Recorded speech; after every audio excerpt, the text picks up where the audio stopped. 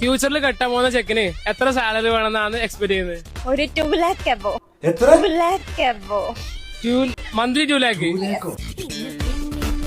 2 ലക്ഷത്തിൽ കൂടുതൽ 2 lakh ആപ്പോ കാത്തിരുന്നോ ഇപ്പൊ കിട്ടുട്ടോ.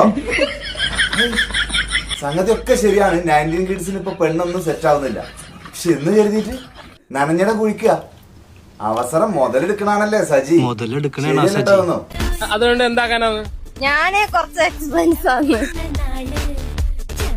ഫുഡ് കഴിക്ക, ലിപ്സ്റ്റിക്ക്, ലെൻസ്. ലിപ്സ്റ്റിക് ഇല്ലാണ്ടൊന്നും ജീവിക്കാൻ പറ്റില്ല. ചിന്തിക്കാനേ പറ്റുന്നില്ല. ചിന്തിക്കാനേ പറ്റൂലടാ. അപ്പൊ 2 lakh എന്തായാലും വേണം, എന്നാലേ കെട്ടാൻ വരണ്ടോ? മിനിമം എന്റെ സാലറി കൊണ്ട് ജീവിക്കാനായിരിക്കും എന്റെ യോഗം. അങ്ങനെ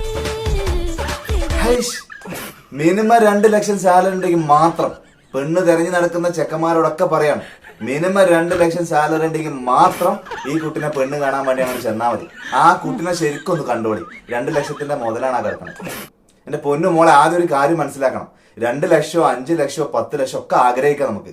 പക്ഷെ 2 ലക്ഷത്തിന് മേലെ സാലറി ഉണ്ടെങ്കിൽ മാത്രം കല്യാണത്തിന് തയ്യാറാവുള്ളൂ എന്ന് പറയുമ്പോ, അങ്ങനെയുള്ളവർ മാത്രം പെണ്ണ് കാണാൻ വന്നാൽ മതി എന്നൊക്കെ പറയുമ്പോ ആദ്യം മനസ്സിലാക്കേണ്ട ഒരു കാര്യം എന്താണെന്നറിയോ? ആ 2 ലക്ഷം രൂപ സാലറി ഉള്ള ഒരാൾക്ക് കെട്ടാൻ മാത്രം എന്ത് തേങ്ങ നിന്റെ അടുത്ത് ഉള്ളത് എന്നൊന്ന് ആലോചിക്കണം ആദ്യം. എന്തൊക്കെ ആഗ്രഹങ്ങളില്ലേ. എന്തിനായി 2 ലക്ഷം? ലിപ്സ്റ്റിക് ഇടാനും ഫുഡ് കഴിക്കാനും ലെൻസ് മാറ്റി വെക്കാനും. എങ്ങനെയുണ്ട്? ആദ്യം സ്വന്തം കയ്യിൽ എന്താ ഉള്ളത്, സ്വന്തം ക്വാളിറ്റി എന്താണെന്ന് മനസ്സിലാക്കി അത് ആദ്യം ആലോചിച്ചിട്ട് ചെയ്യും. കഷ്ടം തന്നെ.